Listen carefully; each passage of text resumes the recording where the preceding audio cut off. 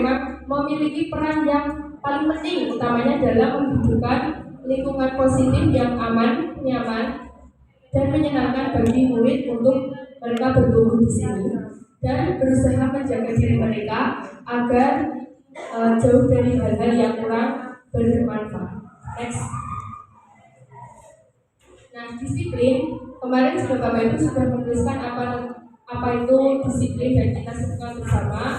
Di sini ada sikap taat dan patuhnya seseorang terhadap nilai-nilai kebajikan yang kemarin juga sudah dibahas, yang dipercaya merupakan tanggung jawabnya. Jadi di sini ada kesadaran diri dari orang-orang tersebut, ya bukan patuh taatnya itu bukan karena aturan, tapi memang meyakini bahwa kebajikan, nilai-nilai kebajikan seperti mungkin perilaku disiplin, jujur itu memang muncul dari dirinya. Mereka menyadari bahwa itu memang benar-benar harus diri, utamanya dikaitkan dengan disiplin positif. Kira-kira mungkin Bapak Ibu pernah punya pengalaman bagaimana upaya Bapak Ibu untuk menumbuhkan disiplin pada diri murid? Adakah Bapak Ibu yang mungkin bisa sharing? Ya, mungkin. Baik, terima kasih buat Muhammad atas kesempatannya. Ketika kita ingin menerapkan disiplin ke anak-anak, berarti kita harus punya standar apa dulu yang mau mereka taati. Kalau tadi Muhammad nilai-nilai kebajikan. Nah, ini yang perlu kita tanamkan dulu ke anak-anak. Kalau dulu namanya peraturan kelas, kalau sekarang kita sudah mulai mengenal budaya positif ini, jadi beralih namanya jadi kesepakatan kelas seperti itu. Jadi kita harus menguatkan lebih dahulu kesepakatan kelas, kemudian mengarahkan anak-anak untuk disiplin mematuhi kesepakatan tersebut. Terima kasih. Kemudian ini upaya untuk menguatkannya dengan kesepakatan kelas. Ada Bapak Ibu lainnya yang mau bercerita terlebih dahulu, Bapak Iso? Terima kasih, cuma ini untuk. Jadi sebelumnya disiplin itu pembiasaan baik, budaya positif. Budaya positif salah satunya. Kami dulu di siswa ada degradasi istilah dari kemudian peraturan kita menjadi kesepakatan. Saya lebih punya di bawahnya kesepakatan, namanya kebiasaan. Jadi salah satu program kami di kesiswaan dalam rangka untuk membentuk karakter siswa, salah satunya disiplin itu yaitu dengan pembiasaan. Contoh salah satu pembiasaan untuk tidak terlambat atau masuk. Nah, itu salah satunya saya dengan pembiasaan. Dengan itu menjadi budaya, urutannya begini. Kita memberikan pemahaman dulu terhadap siswa tentang pentingnya atau perlunya datang tepat waktu, tidak terlambat. Yang kedua, setelah mereka punya pemahaman, kita aktualisasikan dalam bentuk tindakan, namanya kebiasaan. Setelah tindakan, pemahaman, tindakan, dan kita biasakan. Kalau setiap murid itu sudah terbiasa dengan pola seperti itu, semua murid itu sudah 50 itu jadi, maka itu akan membentuk sebuah kultur namanya budaya. Saya bilang budaya positif dan terlambat masuk sekolah. Itu yang sering saya katakan dulu, dengan memberi pemahaman, kita tabur pemahaman akan memenuhi sebuah konsep. Dari konsep memenuhi sebuah tindakan.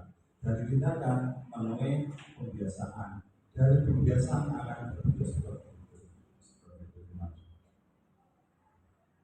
Terima kasih Bapak Iso, yang benar sekali bahwa nanti dengan pembiasaan yang tadi awalnya ditekankan dulu apa pentingnya misalkan tidak terlambat berangkat sekolah, nah, kemudian nanti berusaha menjadi suatu tindakan dan menjadi ada pembiasaan dan menjadi suatu bisnis sehingga muncul budaya positif. Nanti kita akan membedah, mungkin sebenarnya tetap ada hubungannya nih Pak, pembiasaan tadi, dan kalau nanti dengan keyakinan kelas itu mungkin bedanya apa? Karena sebenarnya kalau mungkin saya pelajari itu sama, tapi ada satu poin penting yang membedakan.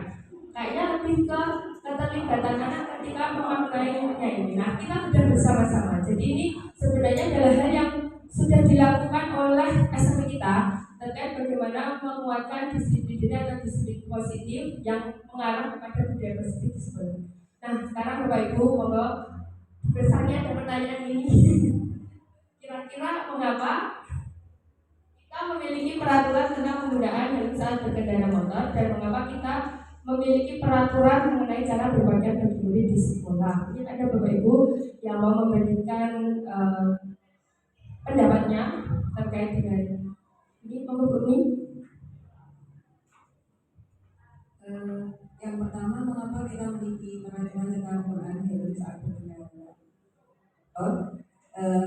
Karena organ tubuh yang paling rawan buta adalah otak ya. Ketika otak sudah tidak berfungsi ya sudah meninggal. Maka ini perlu diberi helm agar ketika jatuh bisa aman. Saya pernah mengalami alhamdulillah aman, tapi kakinya yang tidak aman.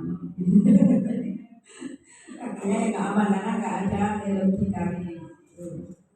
Jadi saya juga pernah memberikan materi ke anak-anak mengenai manfaat helmnya. Kemudian kalau pakai helm kita juga bisa konsentrasi, nggak konsentrasi gitu, ya, berkendaraan berkonsentrasi. Yang kedua, mengapa kita memiliki peraturan mengenai cara berpakaian bagi murid di sekolah ya?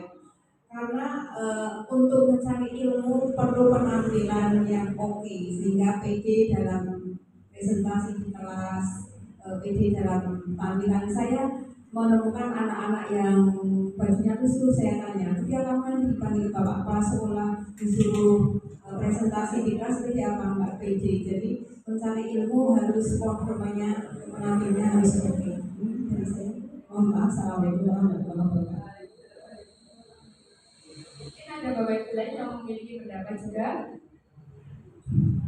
Ya, ada kata kunci yang saya dapatkan dari apa yang disampaikan Bu. Yang pertama, memakai helm tadi ya, itu adalah keselamatan, untuk keselamatan kita. Artinya dikaitkan dengan nilai kebajikan, kita menyadari bahwa ketika kita berkendara motor, tentunya kita berusaha agar kita nantinya selamat sampai tujuan. Nah, itu kata nilai kebajikan yang kita yakini bahwa kita ingin selamat menaiki kendaraan bermotor. Kemudian yang kedua, berpakaian tadi juga ada nilai kita yakini bahwa kerapian ya itu akan membantu kita juga mungkin untuk fokus dalam belajar. Nah, Bapak Ibu di sini ternyata ketika kita ada suatu aturan-aturan yang muncul, yang mungkin namanya aturan, namanya nanti keyakinan atau kesepakatan, memang berawal dari suatu kesadaran bahwa apa yang akan kita lakukan ini nantinya berkaitan dengan nilai-nilai kebajikan atau karakter.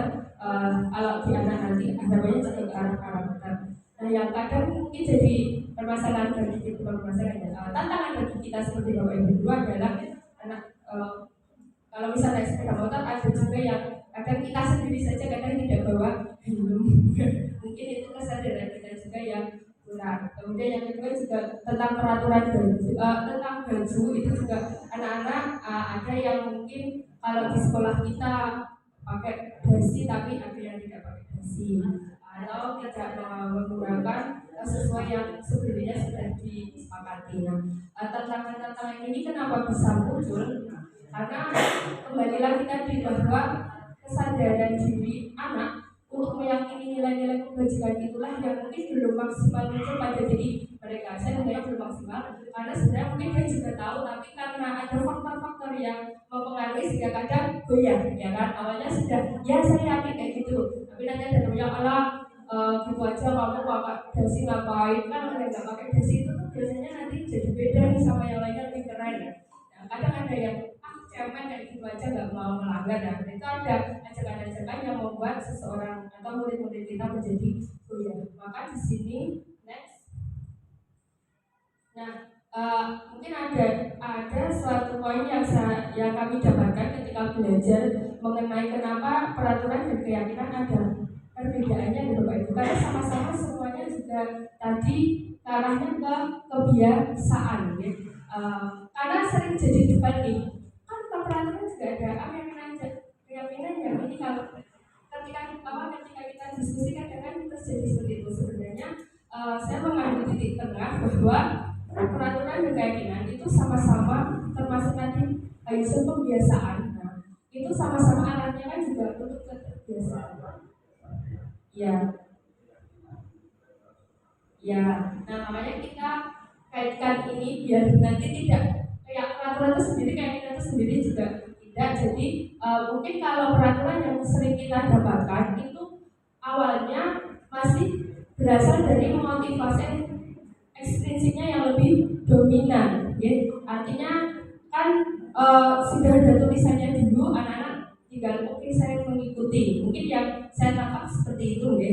Nah kalau keyakinan mungkin di sini yang lebih dominan adalah motivasi intrinsiknya atau motivasi yang muncul dari pada dalam diri anak-anak, karena semua ini sebenarnya tadinya sama menuju ke kebiasaan dan akhirnya juga menjadi suatu karakter atau nilai kebajikan yang diyakini tadi atau menjadi suatu karakter positif yang ada di diri mereka. Nah sehingga tadi ketika Pak Yusuf menyampaikan bahwa kita memberikan ini pentingnya tuh kayak gini anak-anak.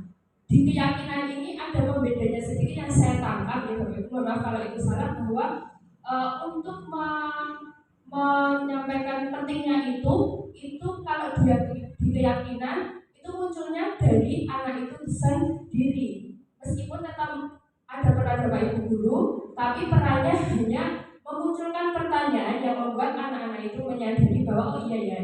Nah itu sedikit poin yang kami dapatkan. Nah artinya di sini Bapak Ibu nanti kalau saya memaknainya, kami memaknainya tentang peraturan dan keyakinan itu niatnya sama-sama baik, hanya motivasinya saja yang mana yang lebih dominan. Nah selanjutnya, nah ini keyakinan kelas. Nah keyakinan kelas ini yang banyak didengungkan ketika belajar di CGP dan juga di PMM. Nah ini salah satu ya Bapak, salah satu upaya bagaimana nilai kebajikan yang diyakini bersama itu memang berasal dari penyatuan pikiran semua warga kelas. Karena ini level lingkupnya masih kelas, jadi kita bahas untuk kelas tentang hal-hal baik yang nantinya membantu murid dan guru menjalankan aktivitas utamanya belajar dengan cara yang baik dan berkualitas. Saatnya di situ ada poin penting bahwa menyatukan pikiran semua warga kelas. Artinya tidak dominan guru, tidak juga hanya keinginan murid. Ada hal-hal yang kita bahas dulu sehingga nantinya keyakinan kelas yang muncul itu benar-benar berasal dari ide bersama, sudah disetujui bersama dan niat untuk mau dijalankan secara bersama-sama. Selanjutnya, nah ini yang mungkin kalau dikaitkan dengan peraturan gitu. Tadi ada sedikit poin-poin yang membedakan bahwa yang pertama memang kalau keyakinan kelas ini nanti bahasa yang muncul sifatnya lebih abstrak. Kalau misalkan di peraturan itu wajib hadir 15 menit, ya, kemudian harus membersihkan kelas. Nah kalau di keyakinan mungkin bahasanya tidak sedetail itu. Yang kedua, keyakinan kelas berupa pernyataan-pernyataan yang lebih universal. Yang ketiga, nah pernyataannya itu dibentuk dalam kalimat positif. Mungkin ya itu kan kalau kata dilarang itu kalau bisa dihindari, ya.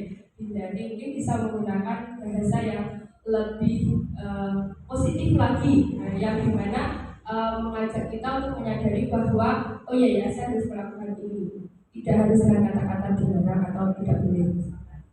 Nah ini juga tantangan di Bapak Ibu, karena kita tahu kan kita di lapangan kalau tidak ada kata-kata seperti itu kadang muridnya jadi kurang tidak membuat ada jenis penekanan yang membuat mereka bisa menyadari bahwa itu harus dilakukan.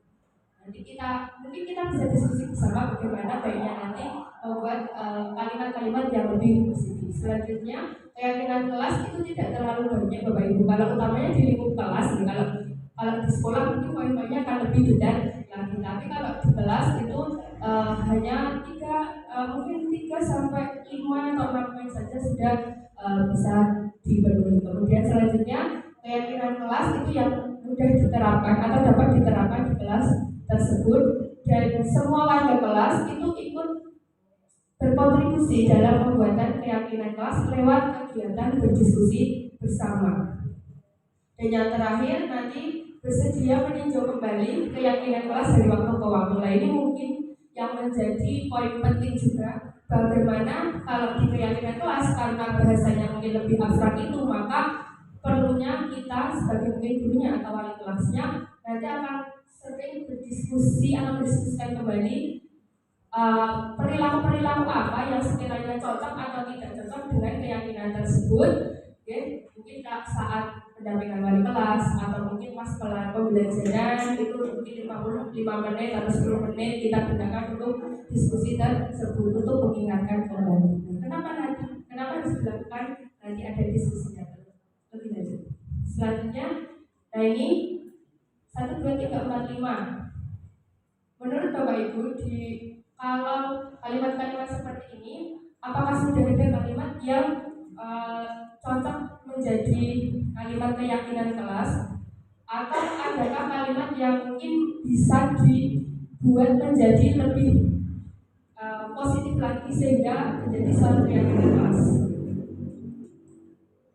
1, 2, 3, 4, 5 mungkin bisa berdiskusi Bu, berkelompok saja ya. Kayaknya kalau tidak berkelompok nanti agak enggak berkelompok, bagi 4 kelompok lagi, bagi 4 kelompok untuk mendiskusikan dari 5 ini kira-kira mana yang sudah sesuai dan mana yang bisa diperbaiki lagi produksi kalimatnya atau pembuatan kalimatnya.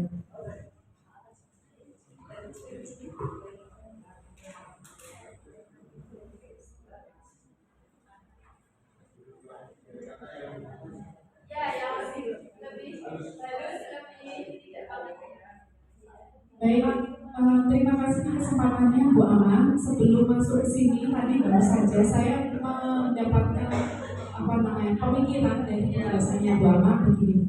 Tadi Bu Ama menyampaikan bagaimana kalau penuturan itu bunyinya adalah menggunakan seragam, begitu kan ya? Tadi disebutkan. Kemudian yang kedua adalah piket.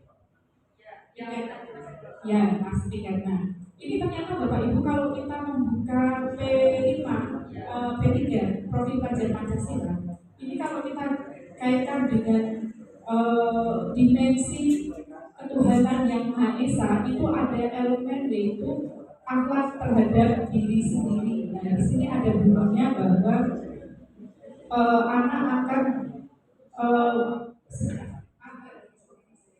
anak pada pribadi merawat diri secara fisik, mental, dan spiritual. Nah, di sini disebutkan bahwa pentingnya menjaga kebersihan diri, kerapian diri. Nah, itu kan maksud. Jadi bentuk kesepakatan kelasnya adalah mewujudkan mewujudkan akhlak berketuhanan dengan akhlak pribadi, ya kan? Dengan merawat diri dan kerapian rohani. Sedangkan untuk kebersihan tadi maksudnya ke akhlak terhadap lingkungan, mewujudkan syukur dengan menjaga lingkungan alam. Nah, jadi kalau kita kembali ke slide ini nanti misalnya kembalikan barang ke tempatnya, ini kan berarti kita menjaga kerapian diri sendiri. Itu termasuk bersyukur kepada Tuhan dengan menjaga akhlak terhadap diri sendiri. Karena dengan kembalikan barang ke tempatnya itu berarti kita besok lagi kalau mencari mudah menemukan, dan itu meringankan diri kita sendiri. Berarti kita menghargai atau memiliki akhlak terhadap diri sendiri.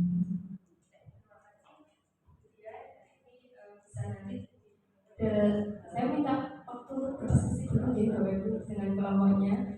Nanti kita sharing bersama karena bahasanya agar lebih menarik. Ya, nanti katanya diberikan sama Ibu Naila.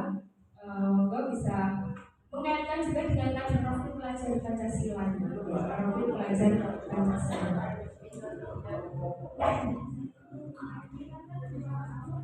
Oke, Bapak Ibu.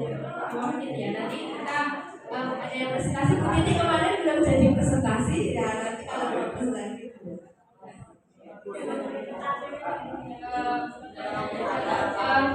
Apakah kalimat-kalimat ini ada yang sudah sesuai dengan yang bahasa pembuatan keyakinan kelas? Jika belum, monggo dibuat kalimat keyakinan kelas yang sekiranya tadi sesuai ya, karena tadi membuat keyakinan kelas. Tapi ini ada satu, ini ada 5 pernyataan ini ya. Kalau misalkan ya enggak, ini yang dari itu ini ada 5 kan, kembalikan karena ketemuannya. Kalau itu kira-kira sudah cocok nggak dengan kalimat keyakinan kelas yang tadi, dimana sifatnya harus mungkin universal dan juga tidak boleh menggunakan bahasa yang negatif, yang mudah diterapkan. Kalau dirasa belum, mungkin Bapak Ibu bisa mengubahnya menjadi kalimat keyakinan sendiri. Nah, kalau misal masih bingung, tadi juga ditambahkan sama kemudian bisa juga dikaitkan dengan profil belajar Pancasila. Ya, profil belajar Pancasila ada yang dimensi itu. Nah, mana cocok di dimensi mana bisa dimunculkan.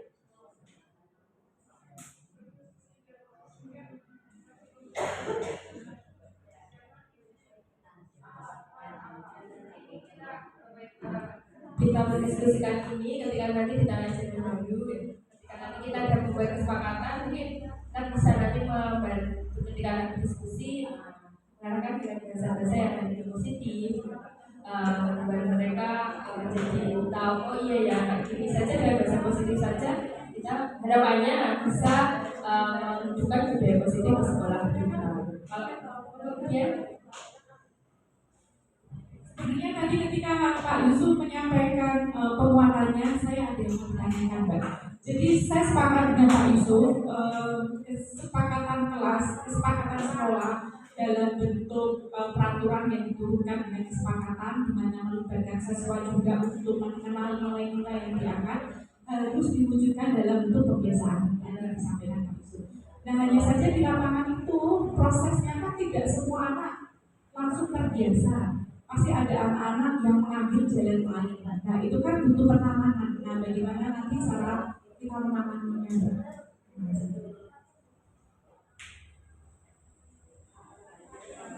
Menanganinya nanti kan di bagian akhir kita sudah bahas bagaimana mendiskusikan kembali kebiasaan kesepakatan tadi.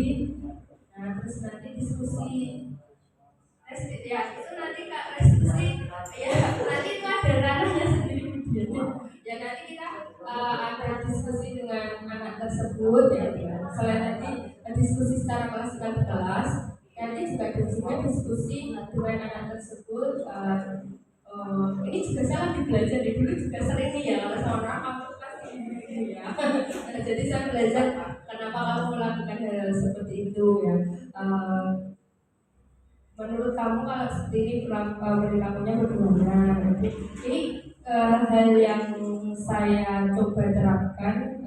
Terus kalau itu kamu selanjutnya bagaimana biar hal seperti ini tidak terulang menurut kamu gimana? Oke.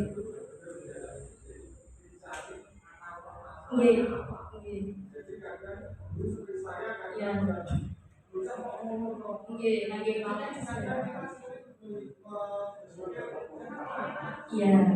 Iya, terus Pak. Memang. Iya.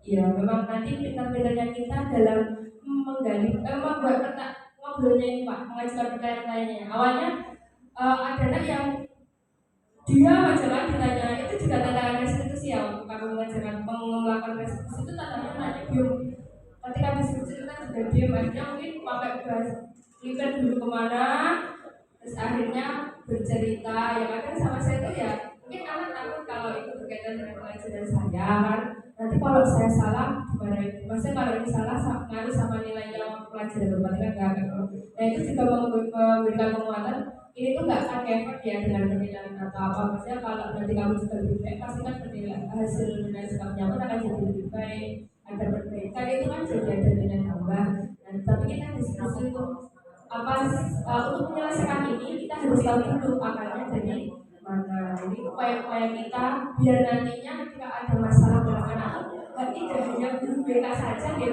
harapannya kita belajar ini kan nanti sedikit berbeda kalau kita sebagai guru juga bisa membantu untuk menyelesaikan itu ya alhamdulillah gitu jadi saling bersinergi nah nanti ketika ada poin yang mungkin dalam ranah kita terlalu sulit nah nanti kita konsultasi dengan guru kita pendekatan yang lainnya ya sudah selesai ya untuk kelompok mana yang mau pertama kali menyampaikan hasil diskusi kelompoknya monggo Kati kalau Bupati maka maju ke depan Bu. Iya ini diskusi boleh. Oh yang lain dulu ya. Nggak harus kalimatnya Bapak Ibu ini yang ingin sampaikan aja. Ini kalau Bu Titi. Oke, di sini saya mau menyampaikan hasil kelompok kami dari 5 yang ada itu kami merubah 2 nomor yaitu yang nomor 2 ada kata dilarang mengganggu dan melakukan kekerasan terhadap orang lain. Nah, ini diperbaiki menjadi lebih halus, menjadi sebaiknya saling menyayangi dan menghormati. Jadi tidak ada kata mengganggu, tidak ada kata dilarang, tidak ada kata melakukan kekerasan. Terus yang berikutnya yang nomor 5, di situ ada kata dilarang merokok, mengkonsumsi minuman beralkohol dan menggunakan narkoba. Itu diperhalus menjadi sebaiknya menghindari rokok, kemudian minuman beralkohol dan narkoba. Itu diskusi dari kami. Terima kasih. Luar biasa sekali. Di sini kita buka untuk kalimatnya. Untuk nomor 2 dan nomor 5 ini memang sangat kentara ya, ada kalimat dilarang, sehingga akhirnya pasti kita akan berubah menjadi kalimat yang lebih positif. Dimana yang kedua tadi tidak ada kata-kata kekerasan, jadi saling menyayangi dan menghormati itu. Nah itu nanti ya yang harapannya nanti ketika kita membantu kesepakatan kelas, bahasa-bahasa yang itu dari anak itu bahasanya. Terima kasih untuk kelompoknya Bu Titi. Selanjutnya kelompok Mutia.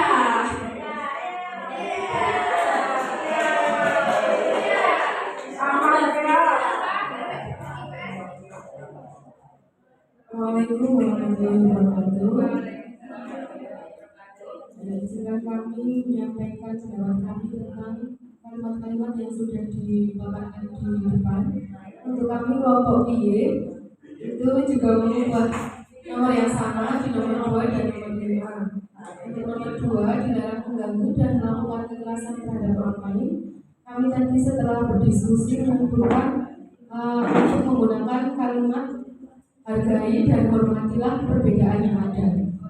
Kemudian untuk yang nomor 5, dilarang merokok, mengkonsumsi minuman beralkohol dan menggunakan narkoba. Itu kami ubah menjadi hindari rokok, minuman beralkohol dan narkoba. Jadi dari dilarang diganti dihindari. Terima kasih. Wassalamualaikum warahmatullahi wabarakatuh. Waalaikumsalam warahmatullahi wabarakatuh. Beri tepuk tangan. Terima kasih.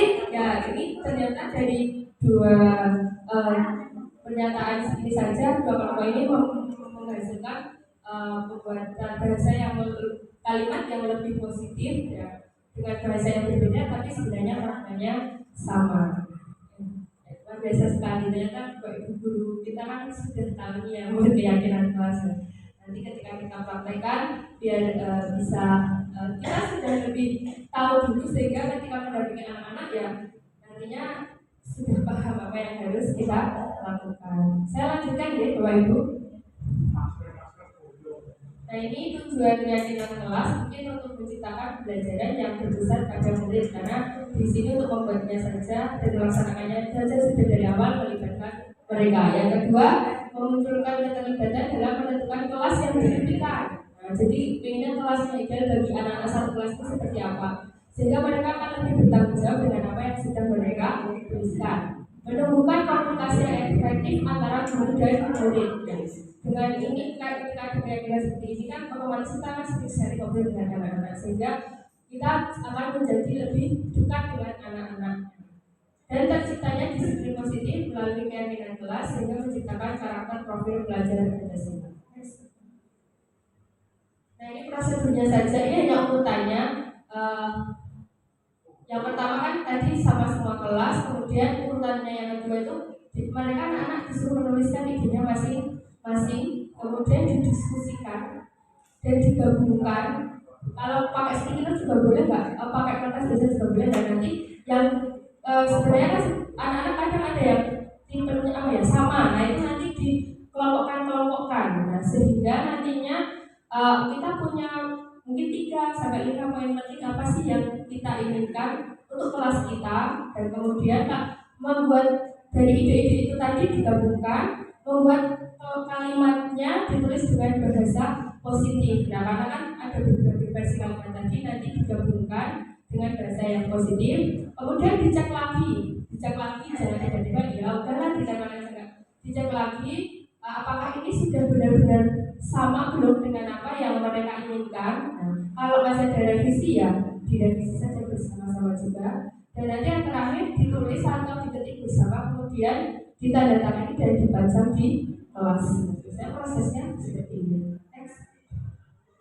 Nah, ini waktu kelas saya ya ini. Nah, ini saya bercerita untuk kelas saya kemarin waktu kelas 8B. Nah, itu kan nanti kita tulis dulu di bukunya, terus nanti dibaca di depan kelas perwakilan beberapa anak, terus sambil ditempel, terus kita diskusikan idenya, mana poin keyakinannya, hasilnya nanti diharapkan diamalkan dan dihayati dan keyakinannya nanti dipajang di kelas. Next. Ini dokumentasinya. Ini kan saya sounding dulu sama anak-anak, tiba-tiba dia bikin keyakinan kelas, kadang anak nggak tahu apa isinya kan. Jadi ini lah anak-anak keyakinan kelas itu tujuannya buat apa. Nah, waktu itu saya sampaikan prosesnya terlebih dahulu. Next. Di sekalian foto-foto saja. Nah, ini anak-anak menuliskan dulu. Jadi memang di sini saya kasih waktu untuk menyampaikan apa sih yang. Jadi tidak langsung tiba-tiba yuk bikin keyakinan kelas, saya tulis dulu ya apa yang tidak. Tapi masing-masing tulisin dulu. Nah, itu memang butuh waktu Bapak Ibu. Saya ingat itu kayaknya hampir 2 JK aja yang membahas ini. Tapi yang saya suka adalah anak-anak bisa menuliskan apa kondisi ideal yang mereka harapkan untuk kelasnya. Nah, itu kalau dibaca satu persatu kan, oh ternyata anak-anak itu ternyata peduli ya dengan kelasnya, tidak hanya asal ikut-ikutan saja. Selanjutnya, nah ini adalah tulisannya, mungkin kurang terbaca. Dan kalau anak-anak kan itu tadi pasti ada yang bisa jangan berbicara saat guru menerangkan. Kemudian mengucapkan salam jika guru masuk kelas. Ya. Jika ada guru masuk, beri salam. Sopan terhadap guru, saling. Ini adalah kalimat-kalimat yang mereka tuliskan. Dan di sini kemudian next. Nah, itu waktu dia membacakan ada beberapa. Terus kita ada anak yang berusaha menggabungkan tulisan-tulisan tadi. Dan terus di selanjutnya kalau sudah menuliskan ide-ide yang tadi sudah dituliskan sendiri-sendiri terus digabung bersama. Nah, ini bukan saya yang mimpin ya, tapi ada anak-anak siswa lah. Saya di sini melihat, tapi kalau ada ini baru saya nanti memberikan tanggapan. Kemudian ini draftnya ada disiplin, hormat, dan komunikasi ya, komunikatif. Nah, itu kebetulan pas kami kemarin mengambil kata kunci disiplin, kemudian komunikasi dan hormat atau rasa hormat, baru dituangkan menjadi 3 kalimat keyakinan kelas. Kami meyakini bahwa kalau di kelas kami bahasanya ada anak-anak gitu, pakai kami meyakini wah koyongan gue, ya nggak apa-apa Bu ya, dan saya mengikuti aja ya, mengikuti apa yang anak-anak katakan selama itu mereka paham dan mereka yang bisa melakukan ya, saya ikuti saja. Kami meyakini bahwa seluruh siswa dapat dia akan disiplin dalam belajar, beraktivitas dan beribadah. Meyakini bahwa selama seluruh siswa dapat dia selalu menghormati seluruh warga sekolah dan meyakini bahwa seluruh yang berinteraksi yang berkomunikasi dengan baik dan sopan di kelas. Selanjutnya, next. Nah, ini waktu membuat posternya sama-sama juga dengan teman-teman anak-anaknya. Jadi kebetulan di satu anak ini yang paling ekspresif, tapi dia mah yang nulis keyakinan kelasnya.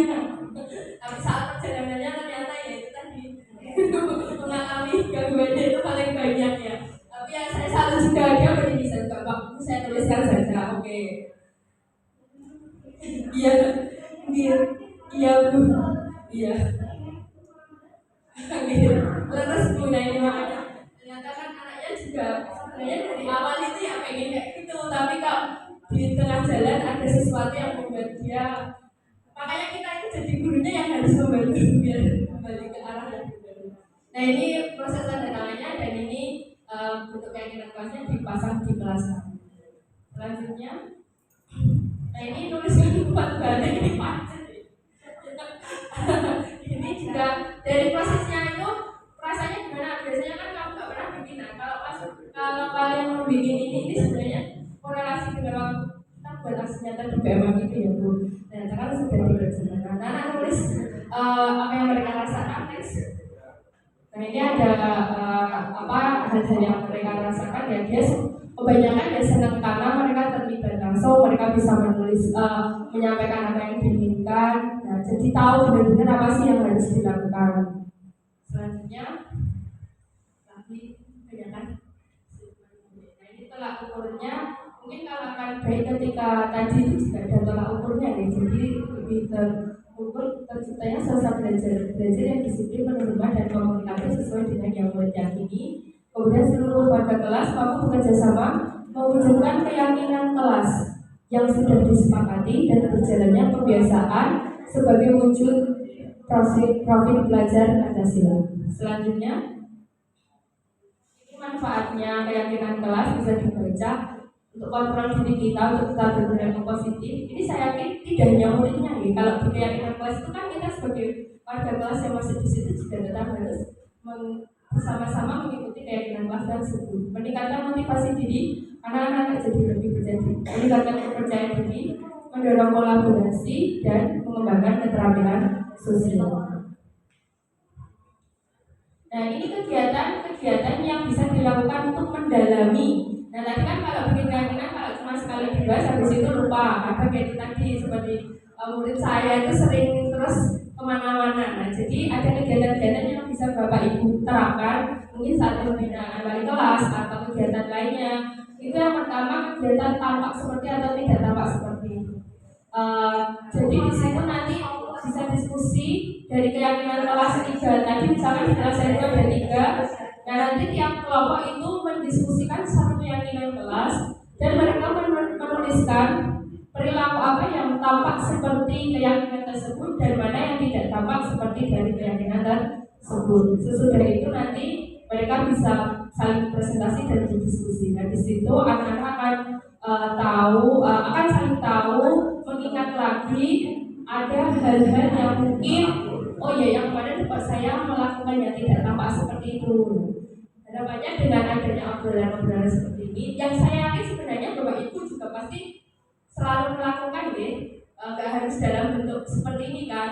Ya anak-anak kita ingat kembali kalau pas jadi wali, apalagi pembinaan deh, pasti kan kita ngobrol dengan anak-anak tentang hal yang mungkin di kelas kita tuh mayoritas yang kurang apa. Nah, biasanya yuk gimana memperbaikinya. Saya yakin Bapak Ibu juga sudah melakukan. Nah ini hanya lebih terstruktur saja, terstruktur sehingga anak-anak mungkin keterlibatannya akan jelas terlihat. Selanjutnya, ini versi yang kedua, ada juga kegiatan tugas guru, tugas murid. Ya, kalau ini nanti membuat bagan kotak, kemudian guru tugasnya apa, murid tugasnya apa. Guru tugasnya bukan apa, murid tugasnya bukan apa. Nah ini nanti kemudian berdiskusi secara berkelompok dan hasilnya bisa diterapkan juga di kelas. Nah ini ada versi lainnya yang bisa dilakukan. Ini refleksi diri saya ketika melakukan pembuatan keyakinan kelas. Jadi intinya saya merasa senang karena saya bisa membuat keyakinan kelas, berdiskusi dengan anak-anak. Namun kendalanya memang meyakinkan bahwa ini itu bukan peraturan anak-anak, ini adalah sesuatu yang kita sepakati bersama. Karena pasti langsung kita itu kalau ini nggak dilakukan melanggar hukumannya apa, waktu itu langsung gitu anak-anak itu kan. Biasanya langsung gitu kan. Ya coba kalau kita nggak berikan hukuman gimana? Aku kan nggak suka tapi saya hukum gitu. Iya ya. Hanya di situ kita diskusi dan suka karena peran aktifnya anak-anak yaitu tadi anak-anak yang kemarin catatannya ABCD itu kan ternyata juga aktif juga untuk menyampaikan keinginannya ya. Dan saya jadi lebih percaya sama anak-anak saya. Oh anak-anak saya ternyata anak-anak kelas zaman itu utamanya mau bersama-sama untuk mungkin menjadi versi mereka yang lebih baik. Nah, selanjutnya Bapak Ibu, kalau tadi keyakinan kelas ini kita kaitkan dengan kebutuhan dasar manusia dan dunia berkualitas. Ketika melaksanakan keyakinan kelas, anak-anak ada yang menjalankan sesuai keyakinan, nah ada yang menjalankannya tidak sesuai keyakinan. Nah ini akan kita bahas. Ketika dia tidak menjalankan sesuai keyakinan atau yang menjalankan, itu sebenarnya kenapa toh? Itu tadi seperti yang disampaikan Pak Yusuf, akarnya itu apa? Nah di sini perlulah kita sebagai guru untuk mengetahui bahwa apapun yang dia lakukan itu pasti ada alasannya. Saya mulai dengan diskusi ini.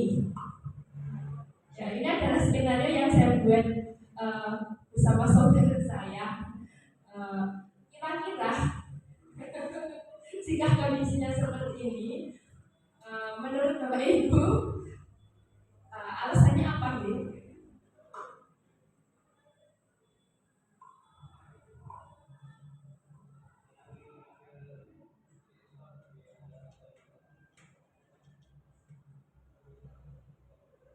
Ada Bapak Ibu yang bisa menyampaikan pendapatnya.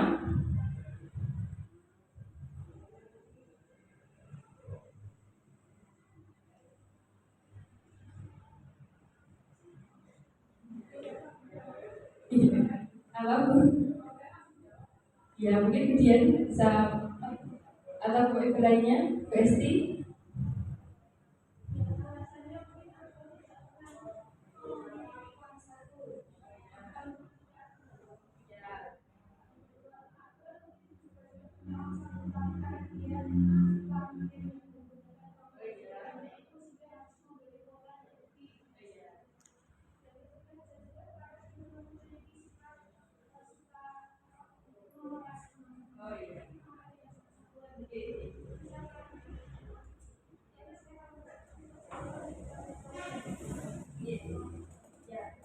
Kali Bu Esti ada 3 yang disampaikan. Yang pertama tadi karena nggak punya uang saku, yang kedua uang sakunya kurang, yang ketiga karena ingin jadi jagoan. Nah, itu ada 3 hal yang menjadi kemungkinan si Aban ini melakukan memeras teman-temannya. Nah, ini nanti memang akan sangat sesuai dengan apa yang kita diskusikan next.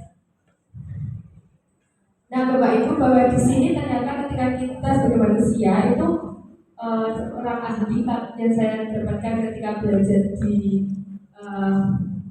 LMS di JKP ini membahas tentang kebutuhan dasar manusia itu ada 5. Yang pertama bertahan hidup, yang kedua itu penguasaan, ketiga kasih sayang dan rasa diterima, kebebasan, dan yang terakhir adalah kesenangan. Nah, ini sebenarnya 5 hal dasar yang mungkin bisa kita jadikan apa ya dasar ketika ingin menganalisis perilaku apa sih yang menyebabkan anak-anak kita itu melakukan itu, kebutuhannya karena apa. Nah, kalau dari analisis BSD tadi, kalau anaknya pengen sok keren kan artinya dia ingin memiliki penguasaan. Kalau tadi uangnya kurang itu mungkin bertahan hidup ya kan karena lapar. Nah, terus yang ingin main game karena kurang kuota itu kan karena berkaitan dengan kesenangan. Jadi Bapak Ibu, tentunya apa yang anak-anak lakukan itu biasanya memang ada alasannya. Bukan tiba-tiba, meskipun aslinya nggak mau nggak ada alasannya, nggak apa-apa, saya nggak apa-apa, itu kan hanya benteng diri mereka ya. Kalau kita balik lagi, ternyata pasti akan ada suatu cerita apa sih yang menyebabkan anak-anak utamanya yang mungkin Bapak Ibu wali kelas utamanya yang memiliki murid yang dalam kondisi tertentu itu saya yakin tahu bahwa ternyata mereka melakukan sesuatu itu pasti ada alasan tersendiri.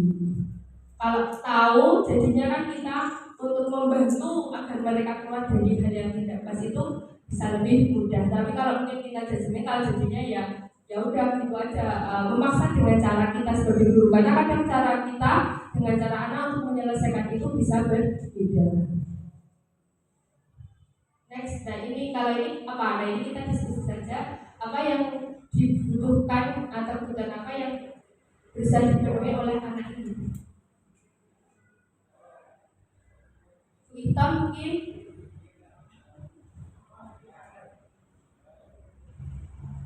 kalau untuk kegiatan ini, untuk cerita ini apa sih yang ingin dipenuhi?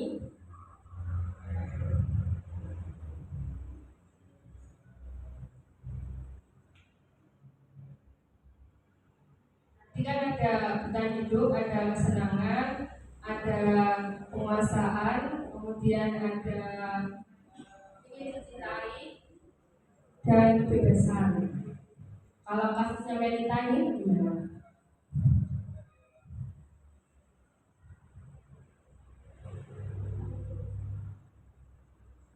Ya, kata Bumi. Bapak yang salah, kita diskusi bersama. Menurut saya Melita ini dan berusaha memenuhi kebutuhan dan kesenangan dia di kelas kan sikapnya begini. Kemudian dia menangis mengadu pada ibunya setiap pulang sekolah. Itu mungkin dia butuh kasih sayang, perhatian, dia dapat perhatian dari ibunya, jadi dia nangis. Mungkin itu.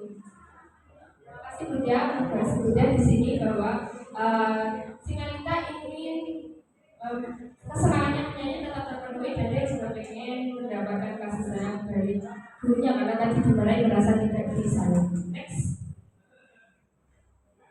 Nah kalau selanjutnya kesimpulannya tadi kalau versinya Budia itu kesenangan karena senang nyanyi, tapi kan dibatasi dan karena dimarahi jadi nangis karena dia pengen kasih sayang karena kan merasa kalau ada anak kan kalau dimarahi rasanya nggak disukai. Mungkin Pak Yusuf ada hal berbeda. Nek saya bebas karena bosan karena mungkin dia kan memang ada anak yang kondisi belajar itu kan nggak bisa anteng kan.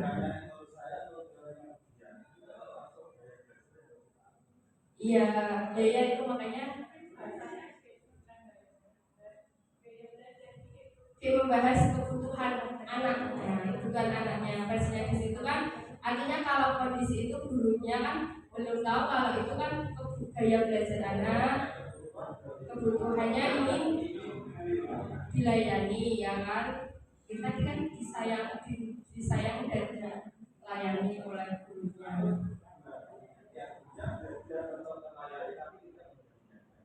Tuh nanti ada beda acara Pak, nanti saya enggak membahas versinya tugasnya Pak Fajar nanti. Kalau gitu nanti selesai Pak. Oke, selanjutnya ini baru bahas selanjutnya kalau ini kegiatan yang dibahas. Kalau ini apa nih?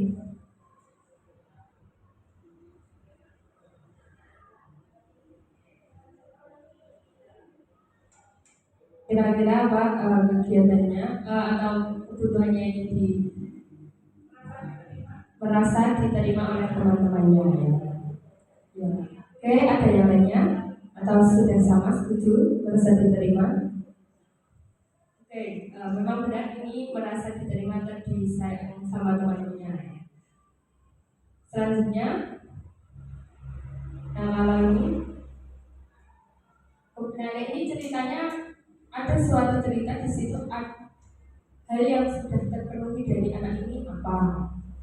Tadi kan baru kita ingin kebutuhannya yang belum terpenuhi apa? Kalau ini yang sudah terpenuhi apa?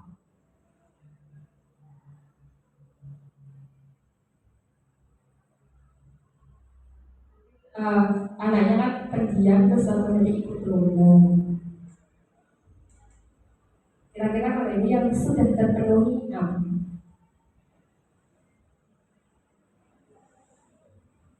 Saya jadi dikaitkan dengan tadi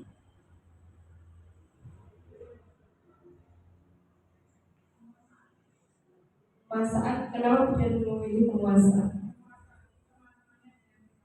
Oh ya, menguasai teman-temannya dengan prestasi. Ya, jadi terpercaya diri bisa. Ada lagi?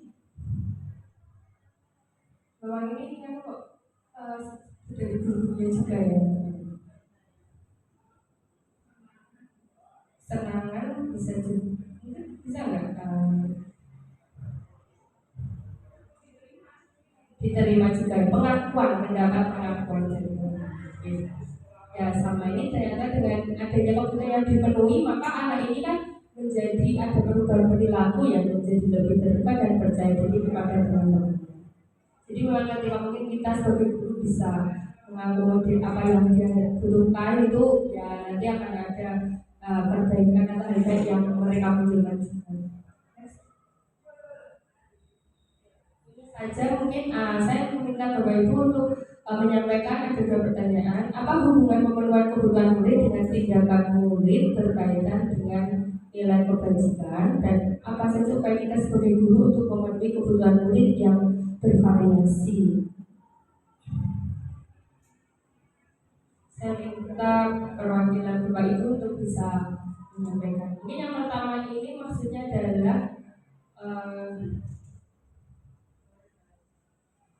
kaitannya kebutuhan dengan perilaku mereka dikaitkan dengan nilai kebajikan atau keyakinan kelas yang ada. Kalau yang kedua, mungkin pengalaman apa yang sudah Bapak Ibu lakukan ketika ada kebutuhan murid bervariasi dalam suatu kelas atau apa, bagaimana yang sudah pernah Bapak Ibu lakukan? Oh gitu. Kalau Pak Yusuf katanya di kelas Fajar. Mungkin ini memantik Pak, memantik nanti ke cerita ke materinya Pak Fajar dari pengalaman Bapak Ibu 1-2 kan nanti kita bisa membahas yang sudah oke atau belum. Mungkin ada yang bisa menyampaikan Pak Fajar mungkin tidak, ya. Mungkin Laila.